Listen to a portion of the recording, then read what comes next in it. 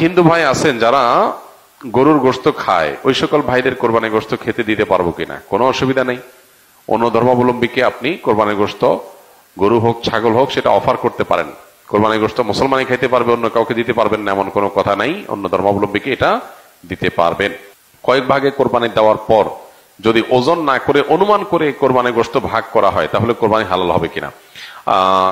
অনুমান করে ভাগ করলে সেটা জায়েজ হবে তখন যখন শেয়ার হোল্ডার যারা আছেন, যাদের ভাগ আছে, তাদের কারোর মনে যদি কোনো দুঃখ না থাকে, তারা নিজেরা যদি সম্মত হন। ধরা যাক যে দুই ভাই মিলে কোরবানি দিয়েছেন, তারা চিন্তা করতেছেন এত এক্সাক্ট মাপামাপি করা ঝামেলার ব্যাপার, অনুমান করে আমরা ভাগ করে ফেলি, আমাদের কোনো দুঃখ নাই, একটু কম হোক বেশি হোক আমরা ভাই ভাই, কোনো অসুবিধা নেই।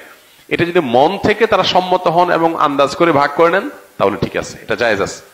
কিন্তু একাধিক শেয়ার যখন থাকে তখন আসলে অনেকে হয়তো মুখে বলতে পারে হ্যাঁ অসুবিধা নেই, মনে তার দুঃখ থাকতে পারে।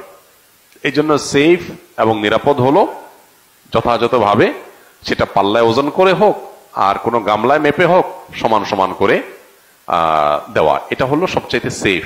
যদি শেয়ার যারা আছেন তাদের কারোরই দুঃখ নাই, এটা নিশ্চিত, তাহলে সেক্ষেত্রে আন্দাজ করে করলে অসুবিধা নেই।